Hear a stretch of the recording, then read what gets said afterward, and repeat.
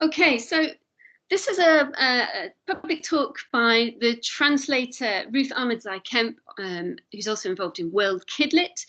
And it's been jointly organised by the Centre for Book Cultures and Publishing here at the University of Reading and Outside in World. So Patricia Billings from Outside in World is going to introduce Ruth, but before we do that, I'd just like to kind of talk to you about why we're so excited to be working with Outside in World. Our Centre for Book Cultures and Publishing here at Reading places a strong emphasis on multilingualism and multilingual and research, thinking about the international publishing industry. And we do a lot of work on translation. And so we're really pleased to start working with Outside in World because what they do speak to so much of our interests. And for those of you who aren't aware of Outside in World, they're one of the key organisations set up in the mid-2000s with a mission to promote children's literature in translation.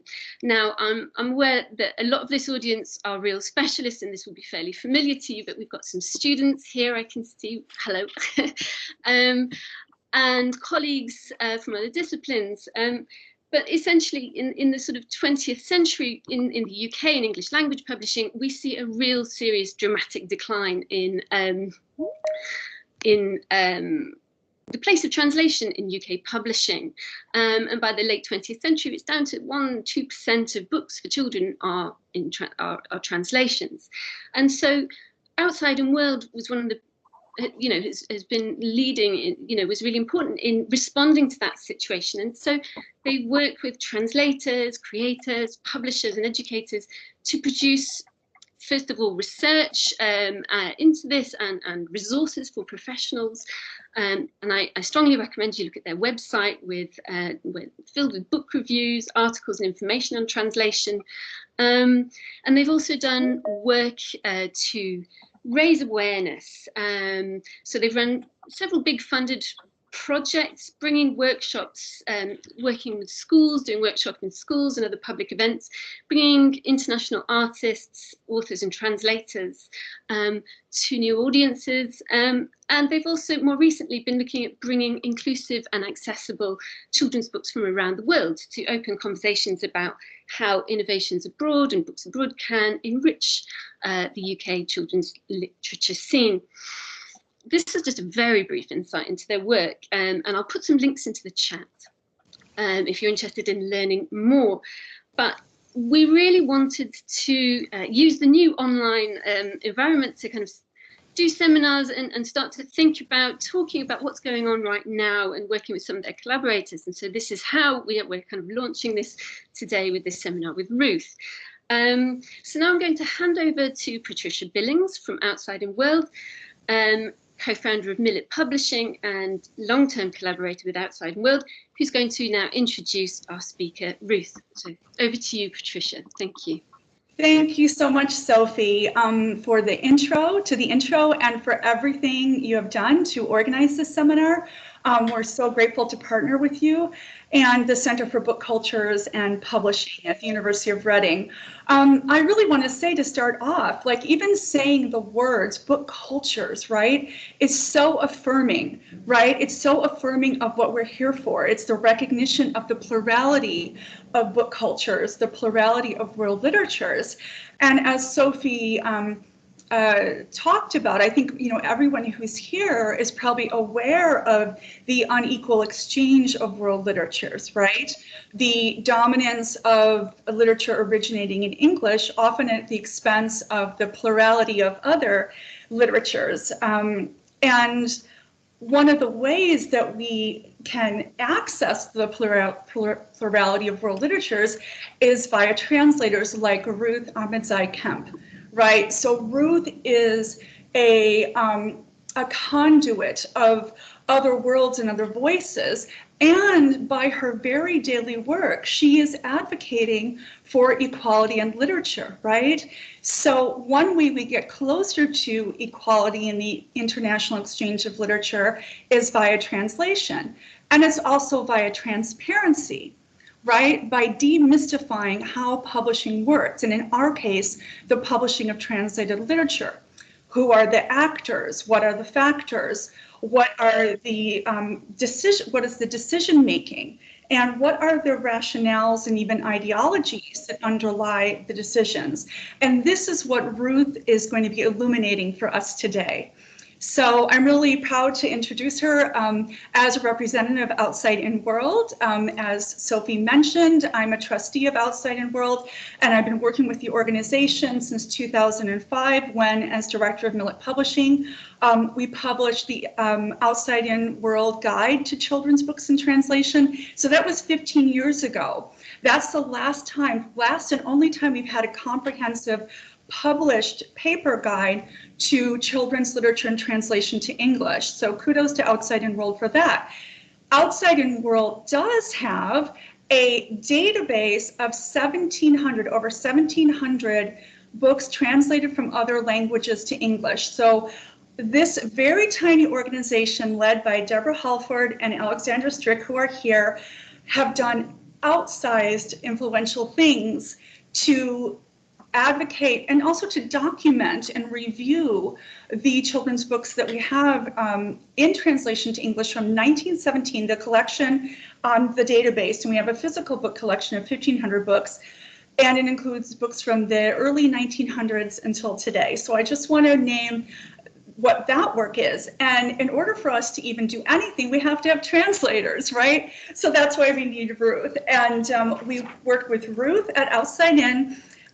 We did a project in 2014 and 15 to identify inclusive and accessible books from around the world. So books that speak to, feature, and or are for people with special needs. So we looked at books from around the world, and Ruth translated 4 books from Arabic for us, which was wonderful. And then we had a seminar at the 2015 London Book Fair that Ruth participated in, where she spoke about an incredible book in Arabic from Syrian author Nadine Kadan called Ansumi Layla. So Ruth kind of and Nadine told us how the translation process worked. And in fact, Nadine ended up publishing some books in the UK after that, that workshop. So Ruth makes things happen. I want you to read her full bio on her website.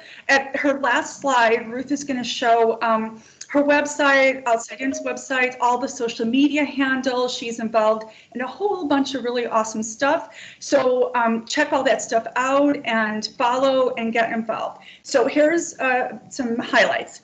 So Ruth Ahmedzai Kemp is a British literary translator working from German, Russian, and Arabic into English.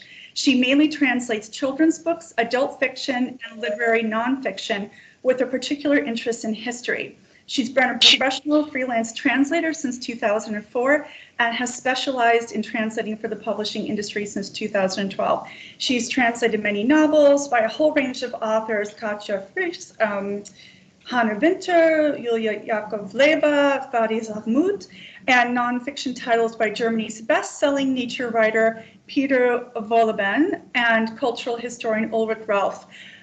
She has recently finished a new translation of Vasily Kandinsky's Art Manifesto on the Spiritual and Art. Her translation of Ralph's Farewell to the Horse was the Sunday Times History Book of the Year in 2017 and was shortlisted for the 2019 Helen and Kurt Wolf Translators Prize. Ruth has co-translated many books, including a YA novel by Ahlam Bashrat, middle grade novels by Peter Vlasov, and nonfiction books by Samar Yazbek and several others. Ruth writes readers' reports and advises publishers on fiction and nonfiction books written in Arabic, German, and Russian. And I just want to highlight that too, because translators play a role, which Ruth will talk about, in like getting publishers to know about books from other cultures. Like we need translators like so much. Ruth is also a passionate advocate of translated literary fiction and international children's fiction. # WorldKidLit. Remember that hashtag. She helps coordinate and publicize WorldKidLit Month, which is each September. WorldKidLit Month is an expanding community with a focus on children's literature and translation. The Facebook group has over 800 members, and the blog has over 4,000 subscribers. So like people are on it, right? And we all need to get on it too if we're not yet. The focus of this collaborative project is to highlight and make more accessible translations that already exist and to encourage translation from a greater range of lesser translated languages. Ruth is also co-editor of the WorldKidLit blog and the Russian KidLit and Arab KidLit Now blogs. So again, at the end of her presentation, you'll get all the hashtags, all that social media handles. Follow. Ruth is amazing. Here she is. Thank you. Oh my gosh, that's what an incredible introduction. Thank you. Can you hear me, first of all? Yeah, I hope so. Fantastic. So, what's the plan today? Can you hear me? Yeah. We are going to be going on a whistle-stop tour of translated literature for children and young adults, including teenagers. I set myself a ridiculous task, frankly, of choosing 18 books. And of course, I wanted to be representative as possible, include 18 languages, 18 countries, 18 translators. Well, I've tried. I might have sneaked a few extras in.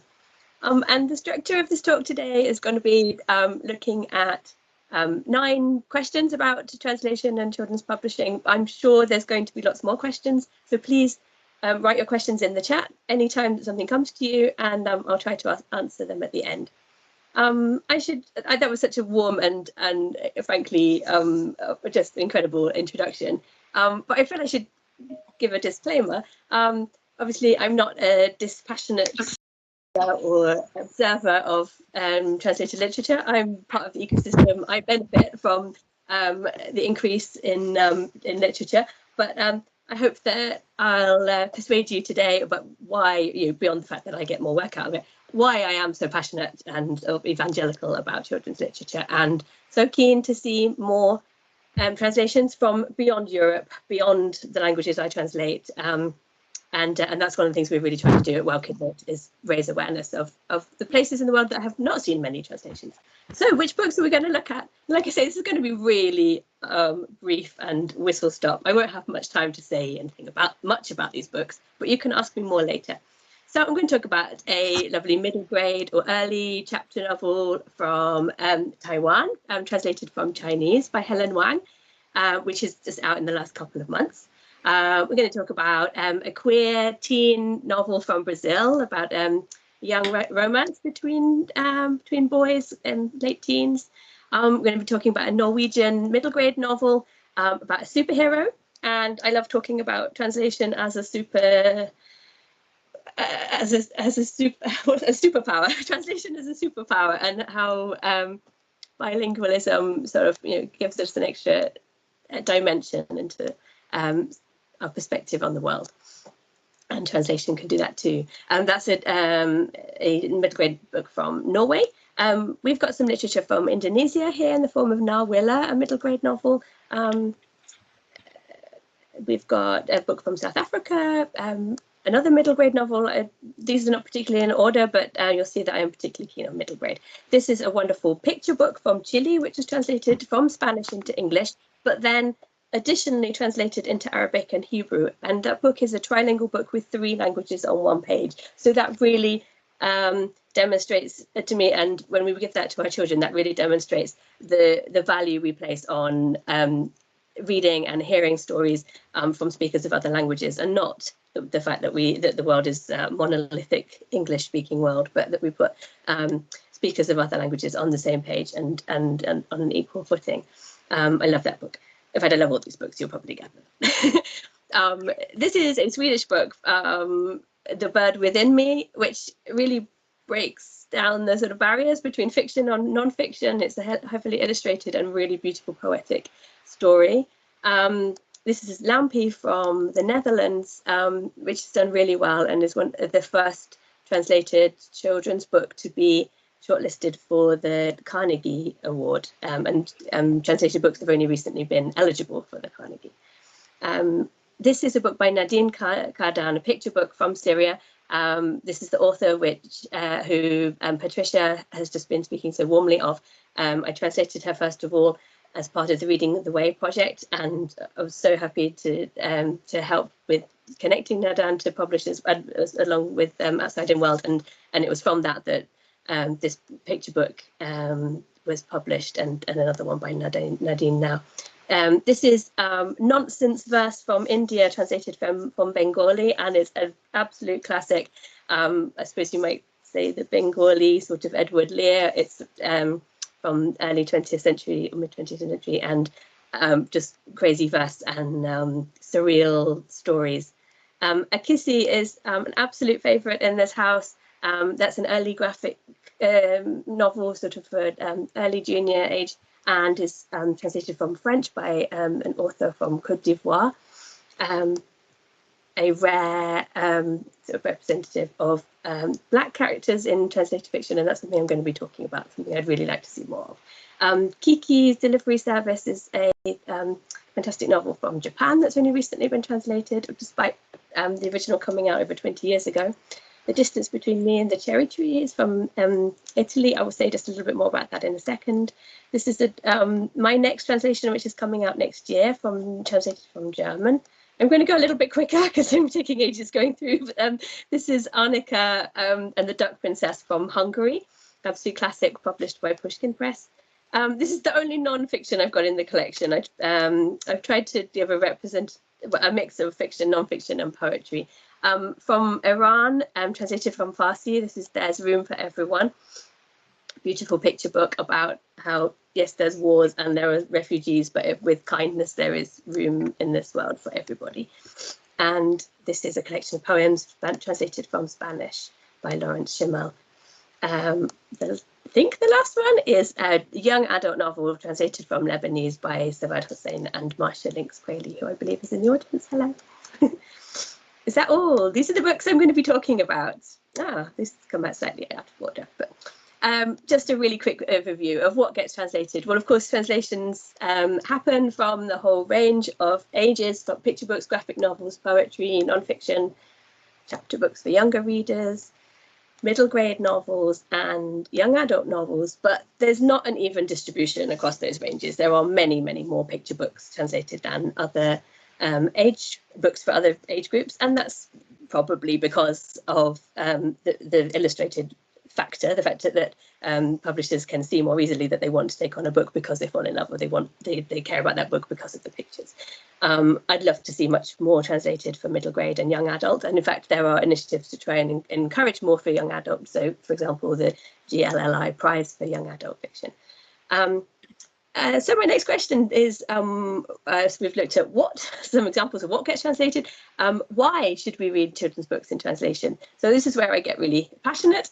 I care about translated fiction because it is an example of diversity. Just the fact that we read from beyond our borders is, of course, an act of inclusion. It's exploring the world from different perspectives, reading authentic stories, of people with lived experience of other cultures, and that hashtag own voices aspect is important. The fact that we could on the one hand limit ourselves to reading stories by British writers set in other countries, but what do we achieve by doing that? We are then just reading a British perspective of other countries. How much more authentic is it not to read stories by writers living in the other countries who don't necessarily have English and write in their own languages?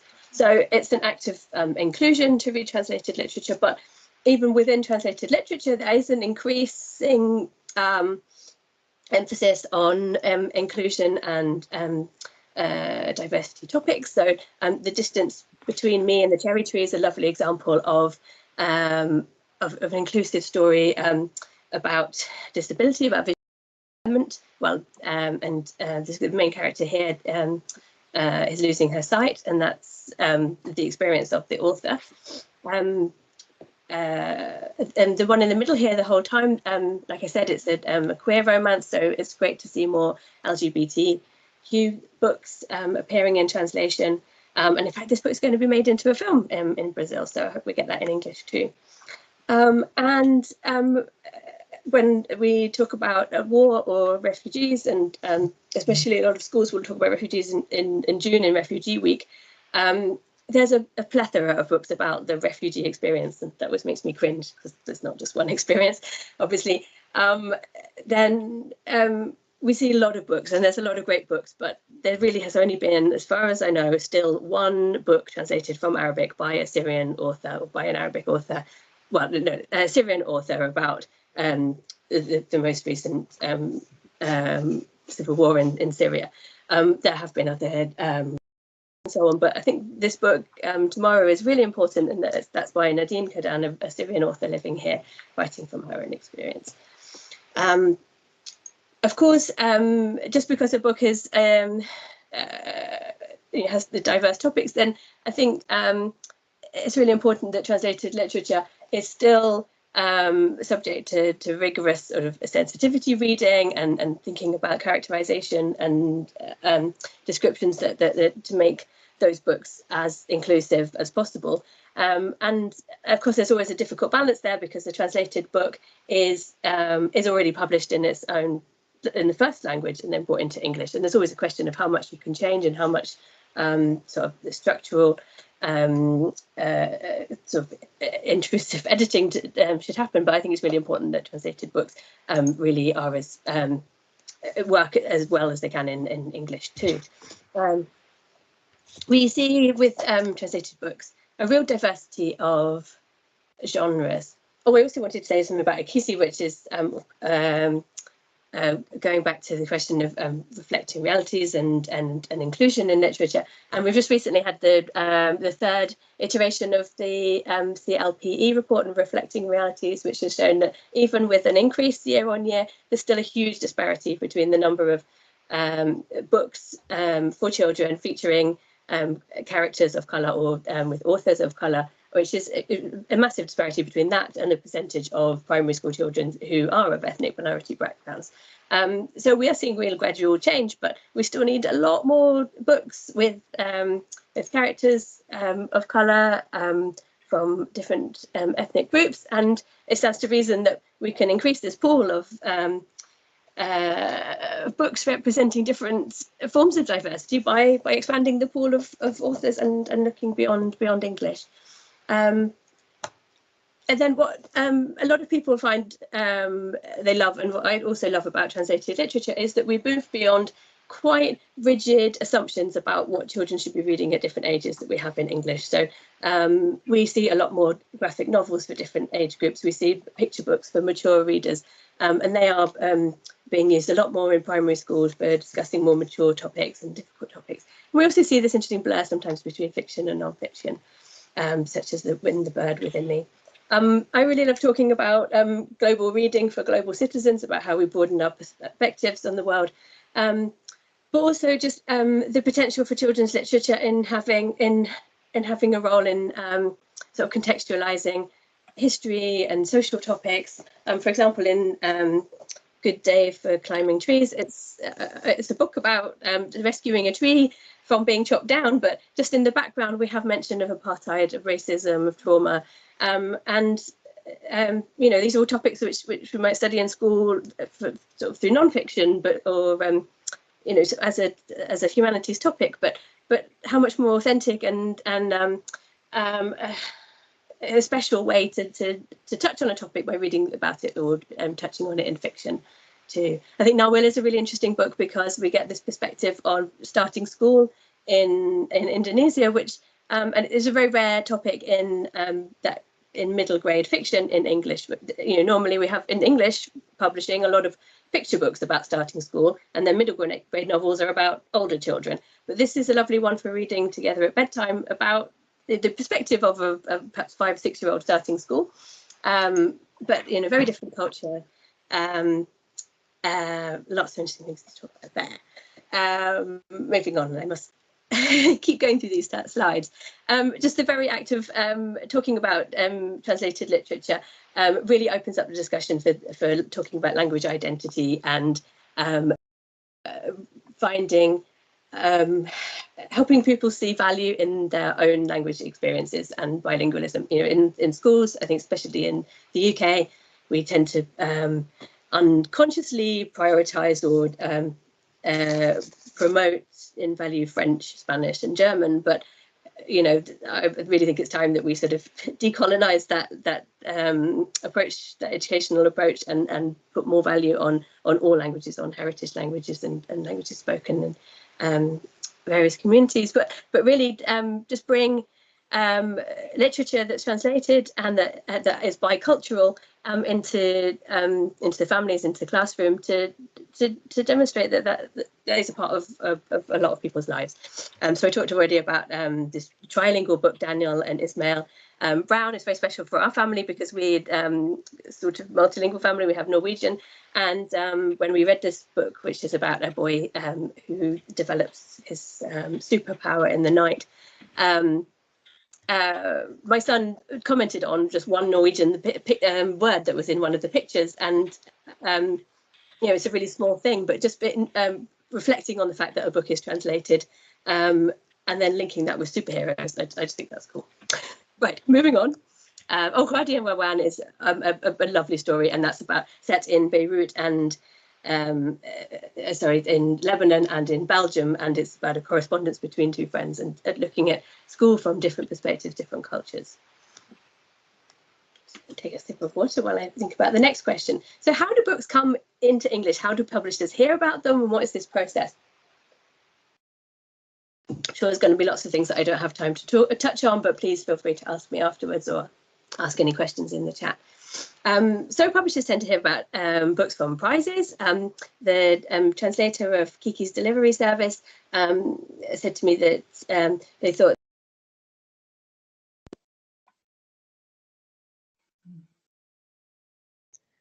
Ruth, we've lost you. I think you've muted yourself.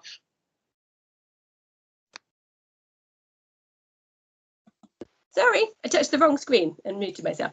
Eiko Kadano, a Japanese author of Kiki's delivery service, won the Hans Christian Andersen Award in 2018, and it's possible that that contributed to the interest in this book, which is an old classic, very old, but published in Japanese in 1985, and it was made into a film in 1989. So it's been very well known all this time as a Studio Ghibli classic, and yet it's only recently that there's been a new translation, and it's fantastic. I've been recommending this to everybody.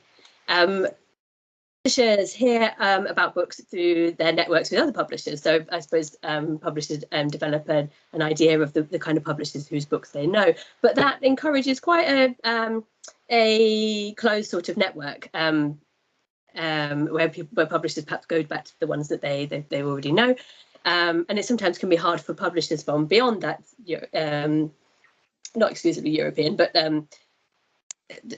a lot of the books that are translated, as we'll see in some statistics in a minute, really are from Europe, and I'd love to see that network expanding. But yes, so the How Do Bridges Work is a Russian book which I translated, and the publisher in the UK, Be Small, heard about that from the Russian publisher directly, Samarkand. The same happened with Lampi, and I think the translator Laura told me that it was the Dutch literature body, Nederlands Litterfonds, which paid for the sample translation, which then the original publisher sent out and pitched to other publishers. So as we'll see when we look at some of the stats of the numbers of books that are published, a really strong role is played by national bodies, so Ministry of Culture, in paying for and sample translations, which is a really important part, because the publisher can't say, yes, I want to publish a book unless they can read some of it. And with a picture book, that's easier, but with a modern middle grade or a young adult novel, you know, to get a sense of a book, you need to have a couple of chapters, and that can be expensive. That is expensive to pay for translation. So it's a really important part that the national governments play, and the fact that a lot of countries are not able to do that is really visible in the statistics of what actually gets published. A really huge part is played by translators, of course. who will sometimes hear about books and pitch them to publishers directly, translating a sample perhaps on spec, which is a huge investment of a translator's time and energy and skills. But a couple of examples of books which were pitched by translators include poems The Wind Blew In. So Lawrence sent a few poems to Emma at the Emma Press. And Annika, Anna Bentley is amazing, incredible. She translated the whole book before finding a publisher out of passion. Now, that's a rare thing to do, and I wouldn't recommend anybody do that because that really is obviously a lot of work. But the fact that she had the whole translation meant that she could take it to publishers and really persuade them on the basis of the whole book, which is fantastic and beautifully illustrated. I think a similar story is with Hadi and Rawan, the Lebanese book that I told you about, the YA book. Of course, publishers hear about books through book fairs, and Nawilla came out of the Indonesian market focus at London Book Fair in 2018, I think it was, where they, I think 19 actually, looking back at the literature and the resources that Indonesia made, they really put an astonishing amount of investment into children's books in particular, I think. And The Bird Within Me, great at Book Island, also saw that at Bologna Book Fair, which is the biggest book fair for children's books. But then was considering it and looking at it every now and again on Depictus. Depictus is a wonderful website for looking at picture books online, so sort of a picture book maker's Facebook, if you like. So it's a combination there of seeing stalls at book fairs and following up online. Literary agents play a huge part. In the distance between me and the cherry tree, the agent here is a US agent, Vicky Sattler, and she was so passionate about this book and so proactive that she lined up the rights to various languages, which came out really at the same time as the Italian. In fact, Denise Moore, the translator, told me that the English edition actually came out before the Italian, which is really rare. And of course, another way to find out about books that you might translate are things like the White Ravens catalogue. It's a really wonderful document, brochure produced by the International Youth Library in Germany. There's IBI, the International Board for Books for Young People. They produce an honours list once a year, and there's a book trust scheme, which I'll come to talk about a little bit later. So then once a publisher decides to take on a book, they want to buy it, then they will go to the original rights holder. Now that might be the original publisher, it might be the agent, like I just showed in that case. And then once they've secured the right to publish the English edition, but I would always use English as an example, then they will commission a translator. And how is a translator chosen? So there's various routes. It might be on the basis of a sample. So, for example, the publisher heard about that book and read a sample translation. If they love that translation, they're impressed with it, then they will go with that translator. But it might be that they like the book, but actually want to see other samples and compare. There's a process which I've heard of described as a beauty contest. I really hate that term, but I think in adult fiction that's perhaps more common. I've not heard of many cases in children's books or young adult books where there's this beauty contest of comparing samples, because I think it's just compared to adult literature, a lot less is translated and there's a lot less of this process going on. I think more common, really, I have to stress them. I've done a little bit of research into this and spoken to a lot of translators, but this is really very anecdotal. But most of the experiences I've heard from talking to translators is that a translator is recommended by word of mouth, so it's a personal connection. Often behind the scenes there's a wonderful translator called Danny Hahn who might recommend you, or you've met somebody, and it's personal connections that might come about through going to literary events, by going to study on the BCLT summer school, for example, and getting to know sort of movers and shakers in literary translation for young people, and also being aware that it's a very small field. There's not many translators who work with children's books. I could only think of one example that I know of where a translation came about because of a professional body, but Puffin approached me for this book that I translated through my website or through my professional profile on the Society of Authors page, and specifically because I mentioned that I was interested in children's literature, even though at that point I didn't have much experience. So my advice to translators is always, if you're keen to translate history, say, if you're keen to translate children's literature, say so and make it public on your websites or your public profile. And also don't forget to include what your language is, because you wouldn't believe how many translators have a profile saying that they translate, but not which particular languages they translate. So I think we can make things as easy as possible for publishers or potential clients. In some cases, the translation is by the publisher, so translated in-house. For example, there's Room for Everyone, which was translated by the editor and publisher at Tiny Owl. They specialise in Farsi books in translation. They do also have translations from other languages, for instance, Slovenian, and have also published English originals, but they're the really leading publisher of Farsi literature. Daniel and Ismail was also translated by the publisher Elan Stevens. And then Nadine's book, she translated herself. A very important aspect is money. How a translation, so I've already said that translation is expensive. It is for a longer book anyway, a considerable cost. But in a lot of there's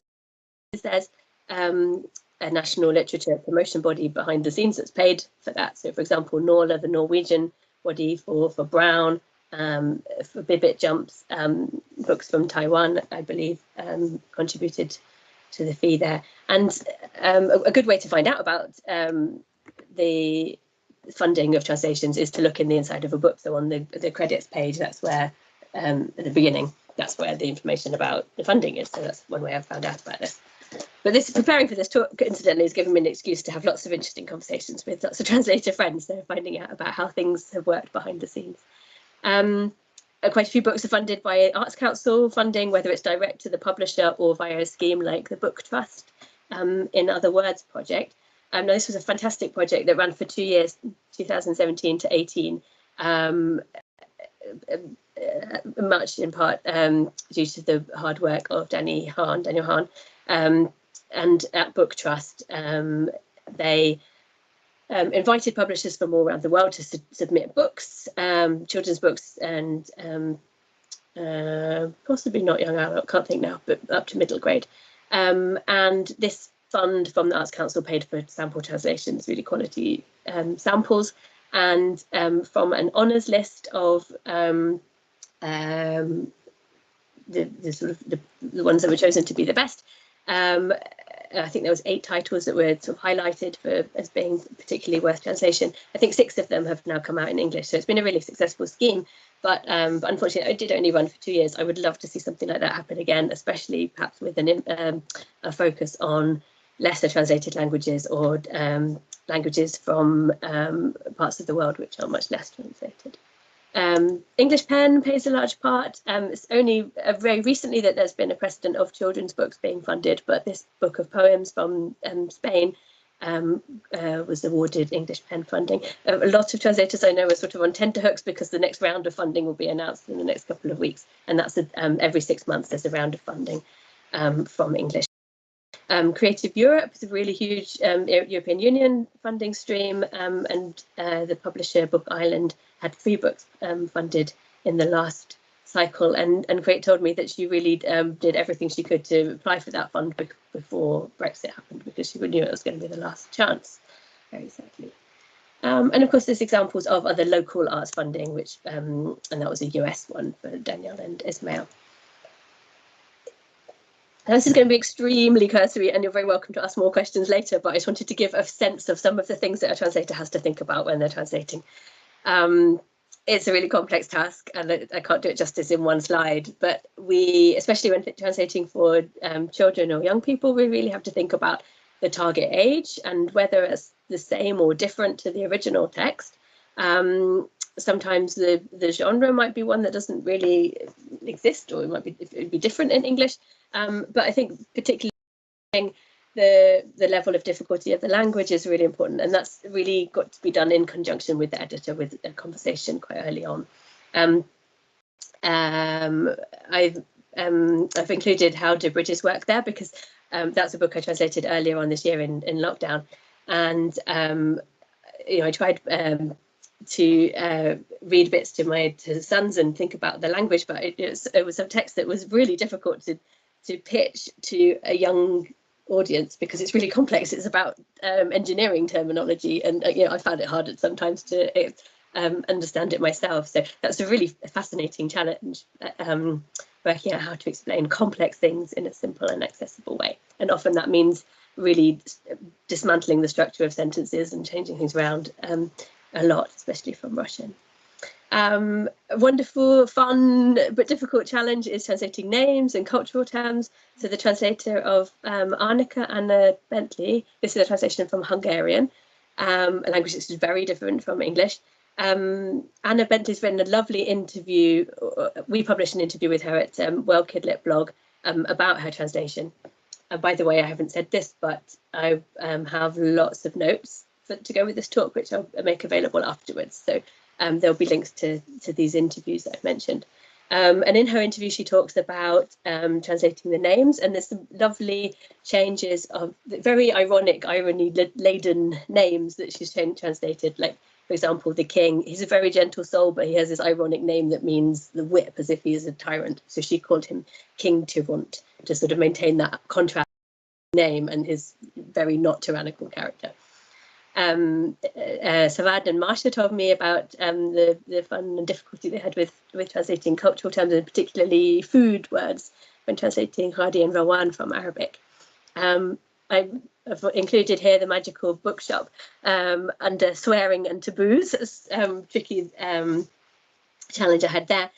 I just only recently discovered, I suppose, that it seems that in some languages, in children's books, it's really quite common for adult characters perhaps to swear in a way that just absolutely would not happen in English. And so, of course, there's lots of different registers or grades of swearing. But whenever I've had a conversation about this with editors, the general feeling is in English, like, absolutely no, not even a damn, got to cut that out.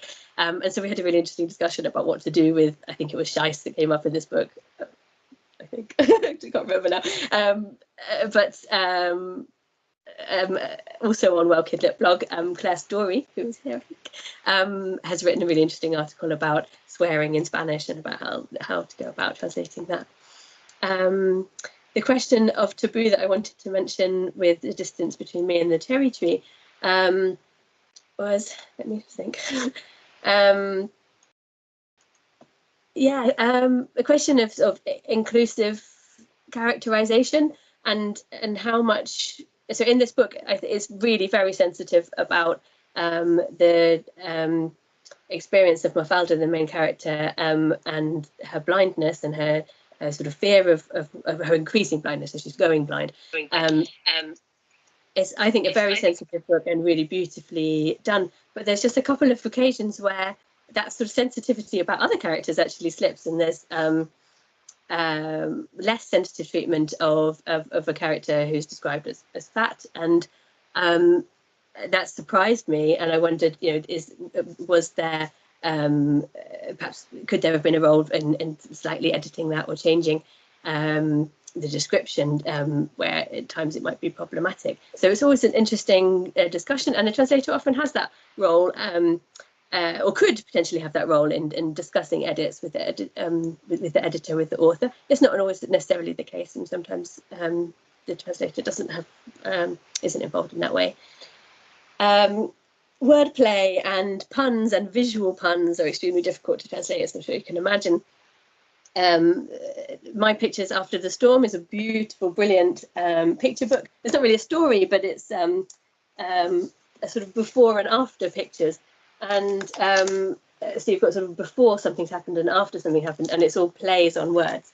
Danny Hahn spoke really interestingly in an interview, which I've also saved a link to in the notes, about having to translate the word carrot and how that changed, but it didn't. And that was when the character has a cold, so it's like pronunciation changes from carrot to a sort of nasal carrot.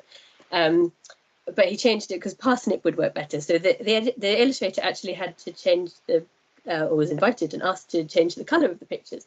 Actually, even introducing new pictures into the text, so changing the illustrations to make the puns work better in English. There's a really interesting interview, which, like I say, is I'll link to in the notes. Translating graphic novels, you've got really you're limited in space, so it's really, really difficult. And this translation of Sukumar Ray is just ingenious. The wordplay and the creativity with the language is incredible. Just the last challenges I want to talk about is just the sort of continual difficulty for translators in getting full credit for their work. Sorry, my alarm going off on my screen. Excuse me.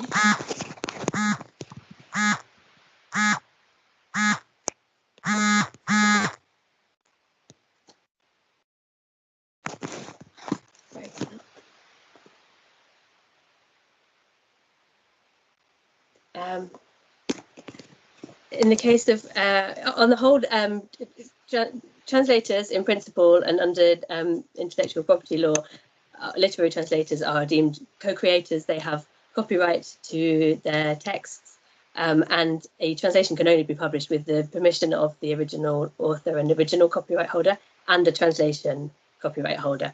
And a translator should always be mentioned in the book, on the website wherever possible, and at the Society of Authors and other organisations representing translators is something we push for a lot, is recognition of translators.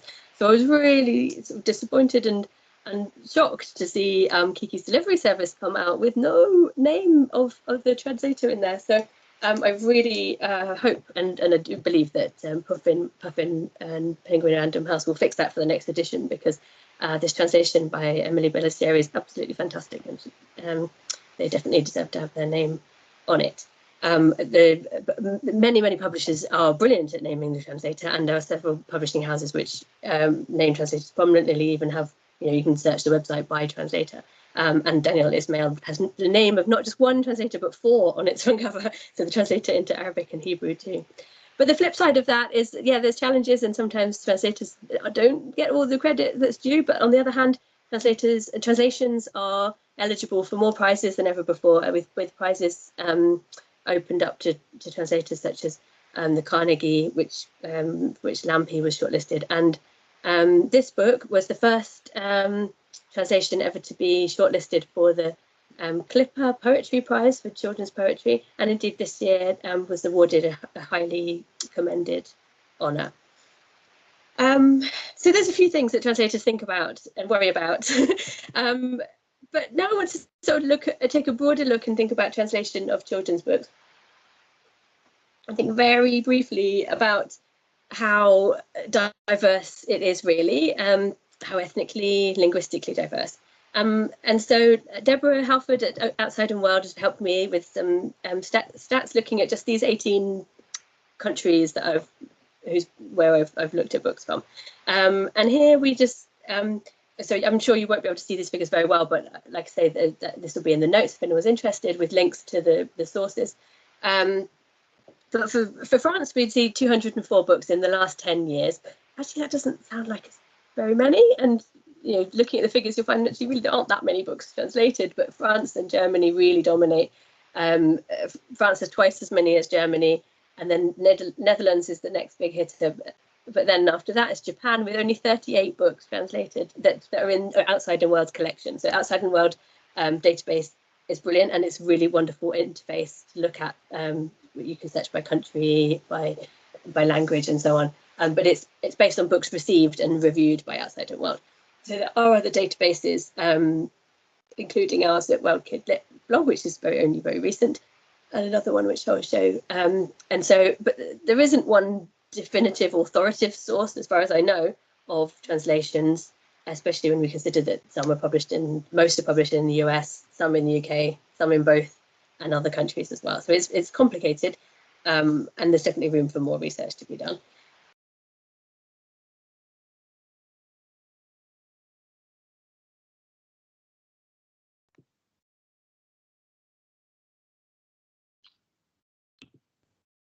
Ruth, you are on mute again. We've lost you, Ruth. sorry, I'm back again. Sorry about that. Just looking at that list of countries, the countries with only 10 books listed in this collection include Brazil, Russia, India, South Africa, Indonesia, some of the biggest countries in the world by population, and so disproportionately represented. The WorldKidLit collective, we've been gradually sort of putting together a list based on the outside world in-world data, but then added to from other sources. So this is, we are not as thorough as outside in-world in reviewing books, but we've just tried to collect information as much as we can so that we can also help with promoting what books are translated. And this is looking at languages, and we see that for French here, this is in the last 4 years only. We've got French and German and Spanish and Swedish at the top. The fact that Swedish and Dutch both feature in the top 6 is really testament to how much is invested in promoting their literature abroad. But then I've highlighted countries which are outside Europe, and they're all way down on the list, aren't they? Japanese in the middle and Chinese, but with less than 10 translations each. We've got Arabic, Farsi, Bengali, Indonesian and Afrikaans right at the bottom. And then another source of data which is really interesting, and I would love to see more research in the UK drawing on this too, is the Centre for the Cooperative Children's Book Centre at the University of Wisconsin, which has a database specifically which you can search by diversity characteristics or criteria. And I looked there at their collection of 300, I think this is for the last 4 years, and they've got 351 translations since 2018. And of that, I looked at ethnic characteristics of the author, so sort of ethnic background of the author. And by white authors, 295, by all other ethnic descriptions, only 56. So that's 84% white and 15% all other ethnic categories worldwide. I think we can see, without even having population figures, I think we can see that's disproportionate. And then if you search for specifically Black or African authors, we have a total of 4 books in the last 3 years, and they're all translations from French. So there's such a huge opportunity here and a big gap to fill. It's wonderful that these books are translated, but I want more. And I want more from other African languages, not just French, Portuguese, Afrikaans. So how can we achieve this, or what can be done to sort of push in that direction? How can we make translation for children and young readers more diverse?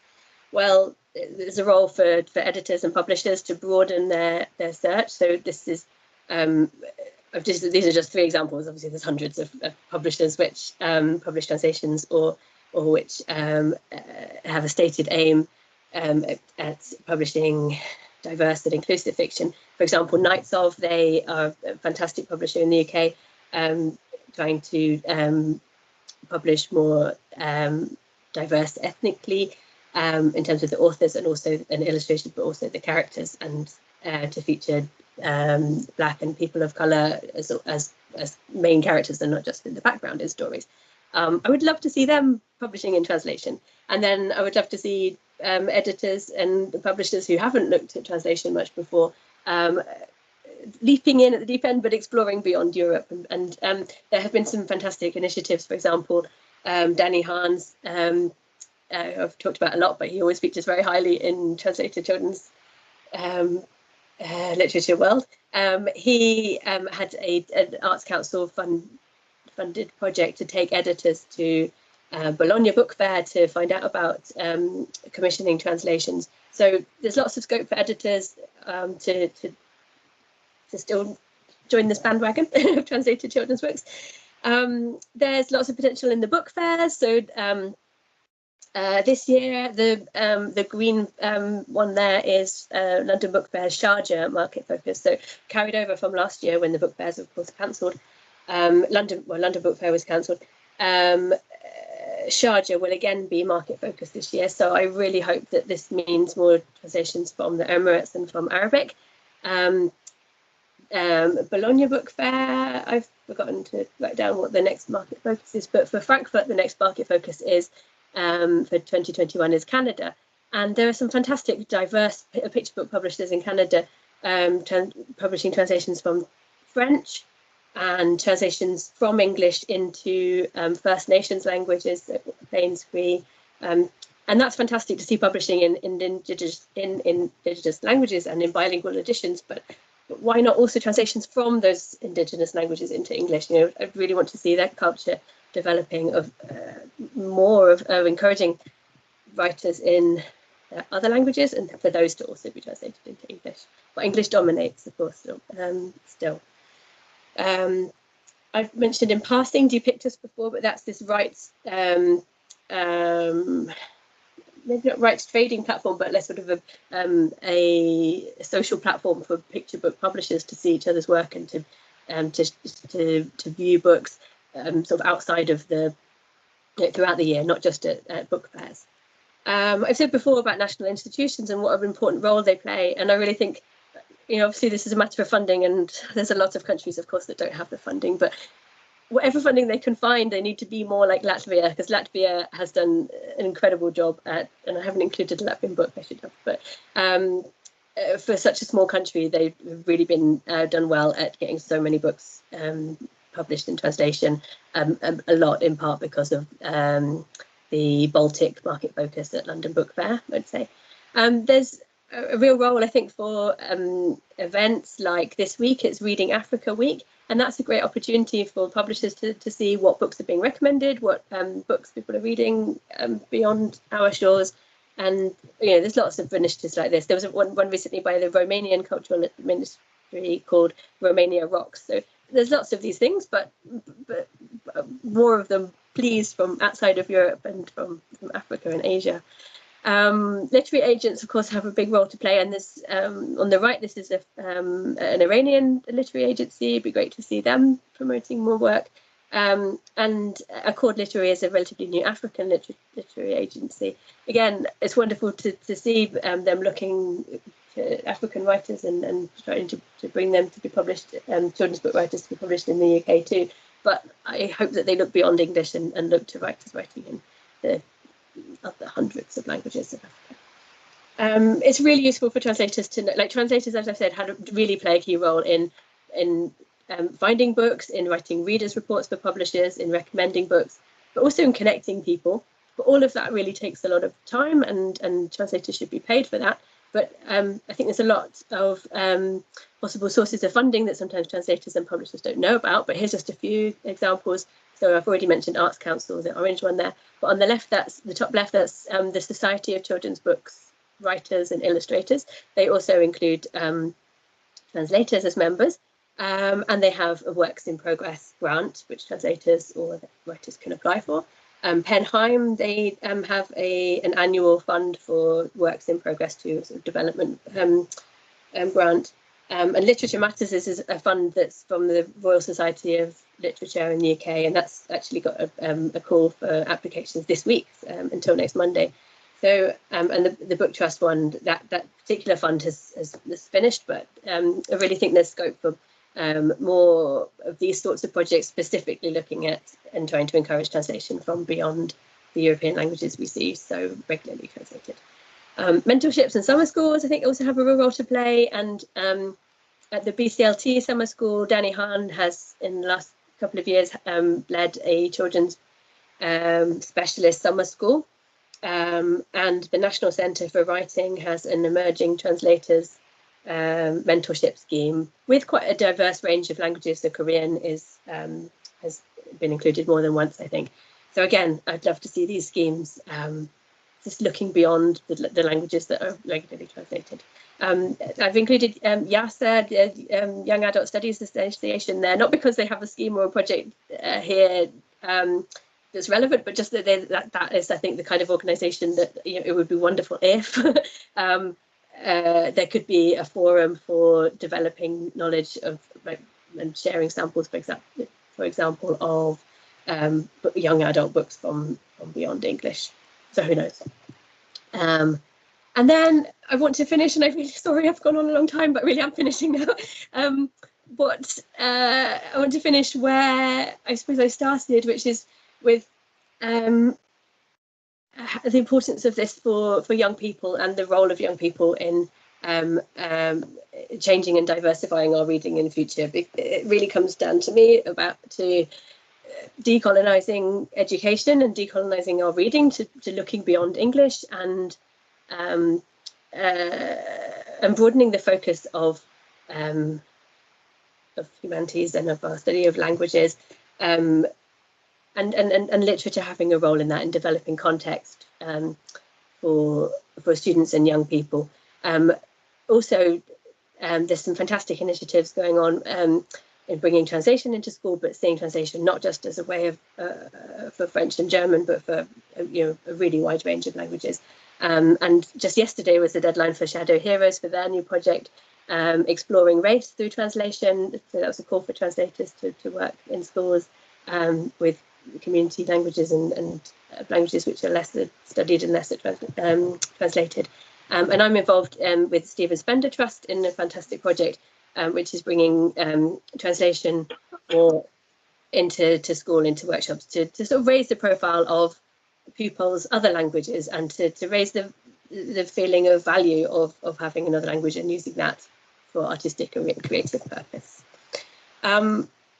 So this is a very fast slide, and then I'll shut up.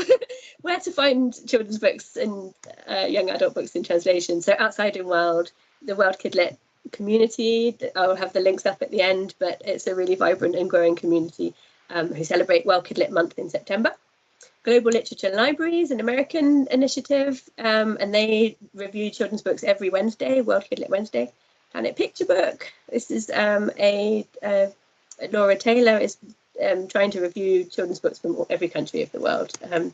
There's prizes, so there was the Marsh Prize for children's books in translation. That's now stopped, but you can still find the lists of books. But the Batchelder Award is an annual prize for children's books. These are just a couple of examples of translation-friendly presses. So the Enchanted Lion Book Club, Enchanted Lion Press has a translation book club, so you can sign up specifically for translations. And then there's places like the US Boardroom Books for Young People. Please stay in touch. I think it's time for questions. I'm sorry I've gone on a bit, but I hope we've still got some time for questions. Thank you so much for listening. Hey Ruth, thank you so much for that talk. It was so rich. My head is slightly blown. There's a lot out there.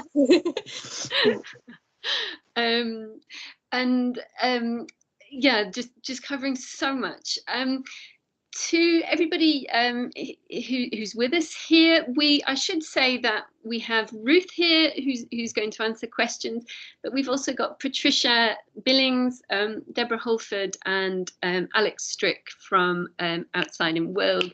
And so it's going to be a polyphonic answer session. So I'm curious to see how that goes, but please do post any questions you have in the chat or raise your hand, and we'll get Ruth and the team to answer. But I can see that Patricia has also pointed out that there's bilingualism and bilingual books there. But I've got I've got a couple of there were all sorts of aspects that I'd like you to kind of open up more on, but I did wonder, particularly for this kind of for the ecosystem, I guess, that you've kind of mapped out. I wondered where the critical reception fitted in. Is there much interest, I guess, in translated books for children in the national press, or is there much going on in that respect? In short, much more in the US than in the UK. I mean, in the UK, as you probably know, there's very little space in the newspapers for children's books, but there are children's books roundups, and very occasionally a translated book might be featured, but that's relatively rare. Places like Outside in World really play such a big role in reviewing children's books, which just aren't getting reviews in many places. But that said, there are a growing number of teacher bloggers who, literacy promoters who are really keen on reviewing children's books too. And yeah, the more that we sort of expand this WorldKidLit community, the more we realise that actually, yeah, there are people out there reviewing books, but it's more on blogs than in mainstream press. But on the other hand, in the US, there's Publishers Weekly and Kirkus Reviews in particular really review a lot and review well and name the translator. And yes, quite a lot of the books that I've covered today have been reviewed at Kirkus and in other places. And in my notes, I've got links to loads of reviews. Okay, thank you. Oh, I see we have a question from Emily Woodall here in the chat. Thank you. So she's asking you, Ruth, how do you portray the experiences of authors and characters from these translated books into context for English or other language-speaking children who haven't gone through this, in order for them to understand it without knowing the wider world, for example, with refugee experiences? This is really interesting, as children's books often have hidden meanings. So it's great to see how you integrate these more complex global issues, and she also thanks you for your incredible talk.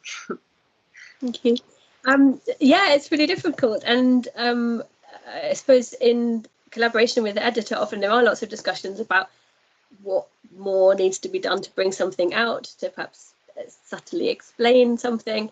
And literary translators often talk about a stealth gloss, some sort of sneaky words that you might slip in to sort of explain something very subtly, and so that the reader doesn't realise that's what you're doing. And I asked Savad Hossain about her thoughts about translating Ghadi and Rawan, and she said that that was a part of the experience, that it was much more difficult to squeeze in those stealth glosses to sort of explain cultural concepts or like food and so on. In a way that doesn't disrupt the narrative, and that perhaps for adult fiction, well, adult readers, of course, have more experience of the world and are perhaps more ready to not understand things. On the other hand, we should give children credit. You know, a lot. I think I heard Danny Hahn say this once, actually, that a lot in the world is new for children, and that we can give them credit for actually understanding a lot more than sometimes we might give them credit for. Yeah, I'm just thinking of another example. This was really the case in translating The Raven's Children, which I've not included much, but well, I did include in one slide, which is about Soviet history and about particularly about the Great Terror in the late 30s, which is a topic that I think Russian pupils would know a bit more about than the UK. But in translating that, I was always asking myself, like, would they really have understood a lot more? Not necessarily. Like, even for Russian readers, a lot of there is they're discovering through this book. And so, in some ways, you know, that experience is more similar than you might think between the English readers and the Russian. Short answer is it depends. Thank you. Yeah, and Patricia's adding there that, you know, she thinks it's really interesting to give children credit for kind of understanding in that respect. We have a question from Susan, who asks, from a bilingual perspective and for EAL students, perhaps we should explain that acronym. How easy is it to get hold of both versions, i.e. the original as well as the translation, so that children can see both language versions side by side, or translated into lots of other languages too? She's saying it's really important for these UK-based kids to see their own language in print, as well as seeing all the benefits of seeing their culture and cultures being translated. That's a really good point, and that's again something we'd love to do more at WorldKidLit blog. We're always endlessly ambitious, but are very limited by time because it's all volunteers who write for this blog. But yeah, we would love to have more lists of books, of French books with their original counterparts of Swedish. If you're learning Swedish, or if you have Swedish as a home language, here's books with the originals. If you are a Korean speaker, these are the very, very few translations from Korean and the originals. Because I agree with you, it's really important. It's a really powerful tool to see those two languages. That's for many children would be the first example or first experience of translation and of putting two cultures sort of on a par like that. But yeah, it really depends on the language and how difficult those books are to get hold of. Of course, with online shops, it's easier than ever before to buy books from abroad, but even finding them in the first place can be really tricky. But yeah, as a community, WorldKidLit community, people are very keen generally to help with that, and it's great that, like, with the hashtag WorldKidLit and WorldKidLit Month, it's a sort of place to be able to ask those questions on social media, whether it's on Facebook or Twitter, to say, can you recommend, I have Romanian students in my class, can you recommend books set in Romania, translated from Romanian, books originally in Romanian, for example. And connecting with people and finding out that information is easier than ever before. That's great, thank you. And I should say EAL, English as an additional language. Sue Walsh has a question here. She's particularly interested in African children's literature, and actually she's interested in English language texts from, say, Ghana or Nigeria, as well as texts in the local languages or in French or Portuguese. Do you know about places she can go, such as websites or people with knowledge or expertise, to find out what is available? Yeah, well, it's a very well-timed question, because, as I said, this week is Reading Africa Week, and on our blog, WorldKidLit blog, I think it was yesterday, had a blog post by Joanna McCalmont, who is a translator from French and other languages, but has a particular interest in African literature, and she's made a blog post with lots of links to publishers, initiatives, lists that we've made before. So that is a good place to start. It's the publisher Catalyst Press that is, I think, really a catalyst for Reading Africa Week. If you look at Outside in World or WorldKidLit blog, you can search by country or by region or by language. So that's another start. We still have relatively little information on African books, but there are links to websites or bloggers who are much more knowledgeable. For example, James Marua, I think is the name of a blogger who specialises in African literature, and he occasionally writes about children's books, although he covers all forms of literature. And in one of my lists of Reading Around the World, I featured some books from Ghana, and I was really amazed, like I said before, about buying books from other countries, how much more easy that is. I bought some books from a bookshop, an online bookshop in Ghana, and they arrived by DHL within 2 days. I could not believe it, and actually the postage wasn't that expensive. So it is, it's hard to find out about books. We're trying to make that easier, but actually buying books from really thousands of miles away is easier than ever before. Thank you. The more questions coming up now. Nicola Wilson would like to ask us if you could say a bit more about translators working as publishers. About translators working as publishers? No, their kind of role is publishers' readers. So I'm guessing, Nicola, you kind of mean proposing things, reading through work. No, it's reading through work for publishers, that kind of thing. Yeah. So I think besides translating text, I think the most common role of a translator in helping publishers find out about new books is writing readers' reports. And there's sort of two sides to that. So a translator might hear about a book and recommend it sort of subjectively, if you like, I really love this book, I think you'll like it, would you like to know more about it? And that could be more like a formal pitch. It could be more like, I really want to translate this book and this is why you should take it on. Or it might be more objective. Once the translator gets to know a publisher, gets to know what their taste and what they might like, then you might recommend a book, which then the publisher might ask other people about and commission a reader's report. So translators might sort of give, sort of be part of that network of giving sort of informal consultancy, I suppose, but then also might be commissioned to write a reader's report, which is a paid service, if you like, and it should be objective. And of course, you might fall in love with the book and say so, but you're being paid for your opinion, whether this book is worth translating and where it would fit into the market and what books it's similar to, why it would succeed if it would. I haven't personally ever been asked to do a reader's report for children's books, though I have a lot for adult books, and it seems to me that just the scale of the industry is for adult books so much bigger. There are a lot of imprints doing translated children's books, but but it is still a relatively small community. So I'm sure there are translators doing readers' reports, but I haven't heard so much about that. Does that answer the question? But like I said right at the beginning, like most of the books that are translated are picture books, where I suppose a reader's report is not so relevant because a publisher can make a judgment on the pictures and the sample translation, because you might have a sample of the whole book then. But on the other hand, the Book Island book that I talked about, the Bird Within Me, which is just wonderful, Ruth, the publisher there, said that although she had a short sample of that, because it's a picture book, but it is relatively wordy, so it has got quite a lot of text. She'd commissioned a reader's report from B.J. Epstein, who then came back with such an enthusiastic response and said, really, it's wonderful, I really would love to translate it. So then that did lead to a translation. So, but that was, to start with, a paid for reader's report.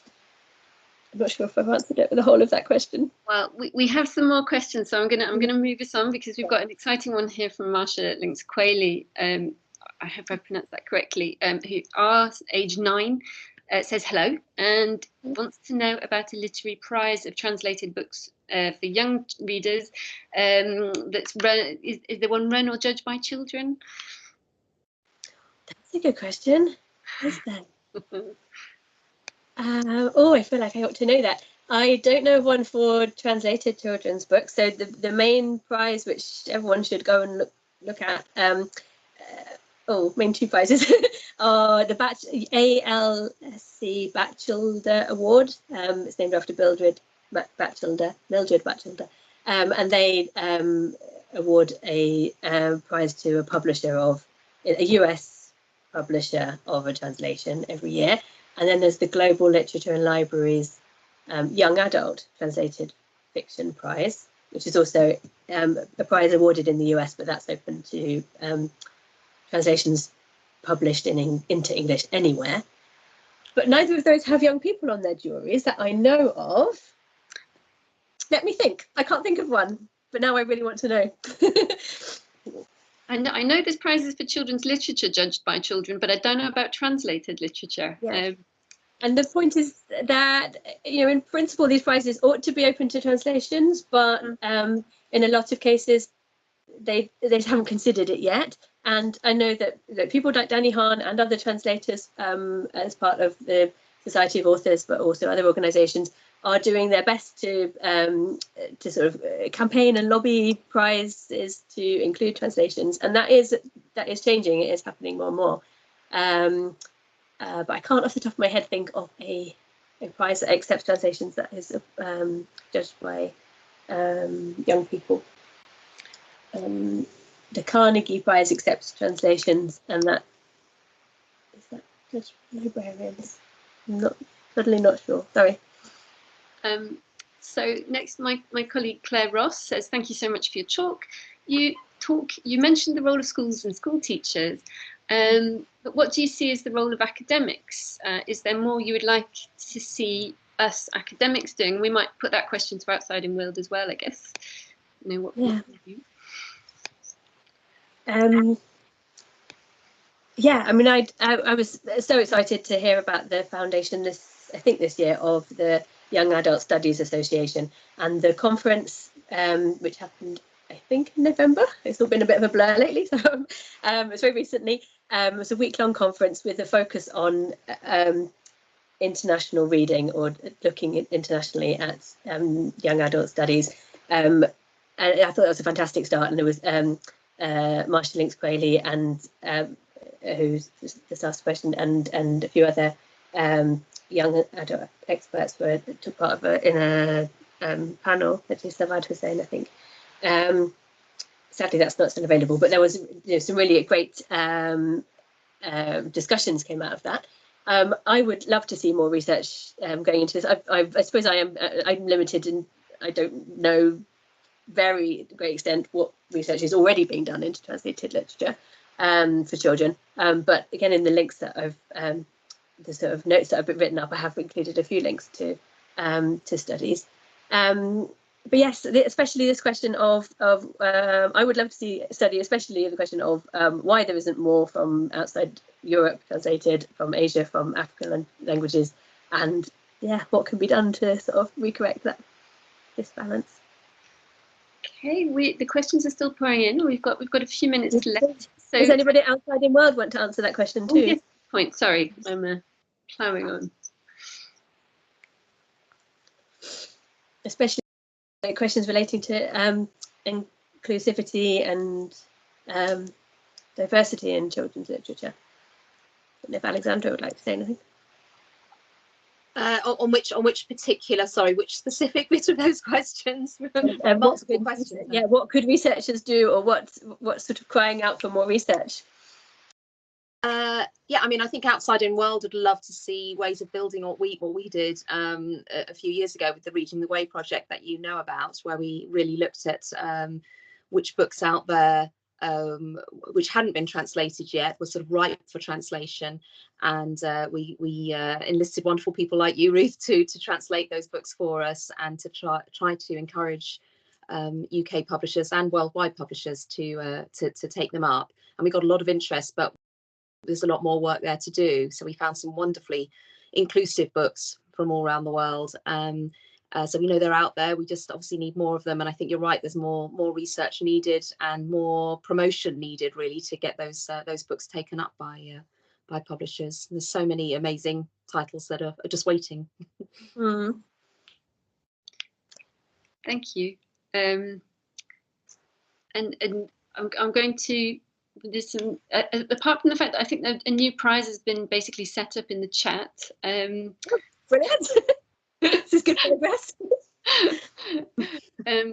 Aesthetically speaking, Rifat asks, aesthetically speaking, what are the limits when adapting, rather than kind of sticking very closely, translating loyally, when you're doing adapting children's literature?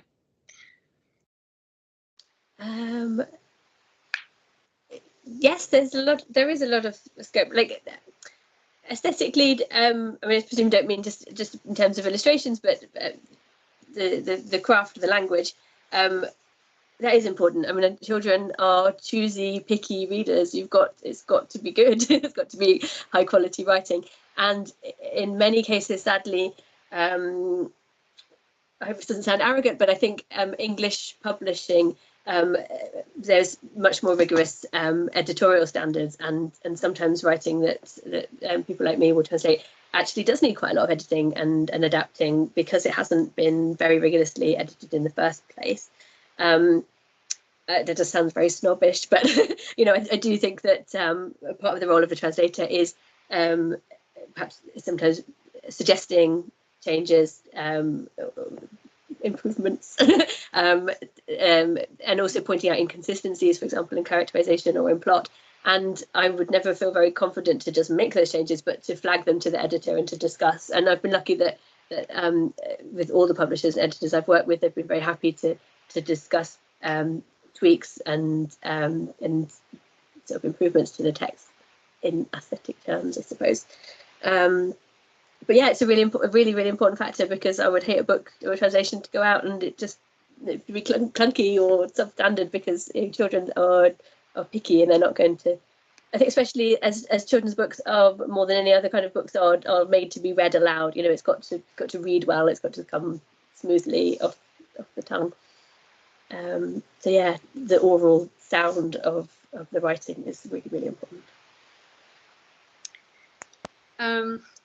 Okay, it's time, I think, to allow everyone, and particularly Ruth, to go and have dinner and relax. But Susan has got a last comment. We need more translators in our libraries, and please come join her in lobbying. And do have a look in the chat. There's all sorts of exciting links in there. But I would just like to say thank you so much to Ruth Ahmedzai Kemp for joining us and for providing such a fascinating talk, and so many resources and so much food for thought. And thank you also to Patricia Billings of Milet Publishing and Outside in World for introducing her. And thank you to all Deborah and Alex from Outside in World for suggesting Ruth, and it's been really wonderful. And thank you everyone for coming and for all your comments and questions and prize suggestions. You've been a wonderful audience. Thank you very much for having me, and thank you everyone for coming. Thank you, Sophie. Thank you, Ruth. On behalf of Outside in World.